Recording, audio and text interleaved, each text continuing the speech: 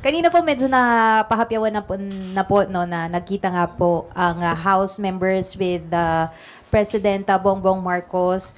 Ano po ba yung mga nangyari doon? Kasi may iba na in-speculate is pinag-usapan daw po ang impeachment versus VP. Ano po ba talaga nangyari? Karamihan nga po nung nabasa ko sa Twitter, kabaliktaran po nung totoong nangyari. Well, hindi naman siya bago, no? Like, nung kakaupo po ng ating Pangulo, yung first 6 months niya, actually, he met with the solid North congressmen.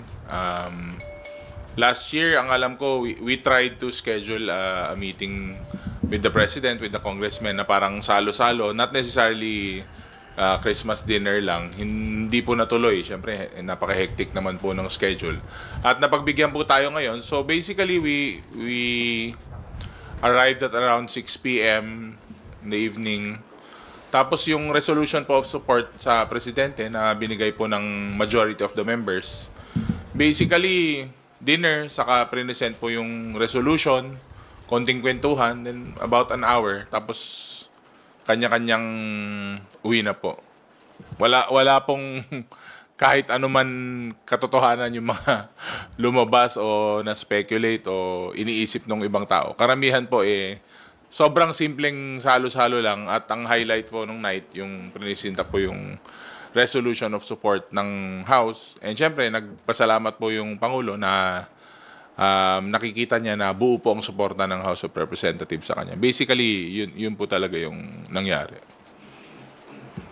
So, sir, kung hindi po napag-usapan dun sa dinner yung tungkol po sa impeachment kay VP Duterte, kayo na lang po yung tanungin ko, ano po ba yung opinion niyo po given na may pangalawang impeachment complaint na po na naihain? At meron din pong iba pang mga reaction. May isa po coming from a religious group po about ano. Sabi ko nga po nung nakaraan na press con din, hindi po namin mapipigilan yung mga ganyan. Ang House tatanggapin po yung mga impeachment complaints kasi nga po, part po ng mandato namin yan, part po ng trabaho namin. At part din po ng trabaho namin na aksyonan po yung mga complaints na yan. Pero sabi ko nga po, on the side of the majority, talagang yung focus po namin is nandun pa rin po sa hearings. Although may mga naghain na po ng impeachment complaints mula Makabayan, saka sa other parties po, like yung sa Liberal Party, sa Akbayan.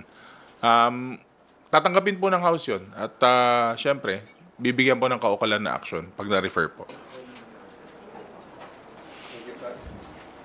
Thank you, Kat. Next questions from Sandro Chona from the Billionaire TV. Hi, Kong. Good morning. Morning. Sir, tanong ko lang, bakit po kailangan ng show of support? May distab ba? May loyalty check ba? Bakit po kailangan ng show of support? Hindi. Nag-resolution kasi tayo sa floor eh. So, usually naman po pag resolution, wala naman pong distab, pero nakita nyo naman po yung threats nung sa ating Pangulo. So, I think it would warrant any kind of support, formal or informal. Pero this time, syempre, sa local government nga po, pag may mga resolution of congratulations, kami po sa local government, dinadala pa po namin dun sa mga pinagbibigyan namin. Ano pa kung Pangulo po yung binigyan ng resolution of support? Syempre, may weight din po yun.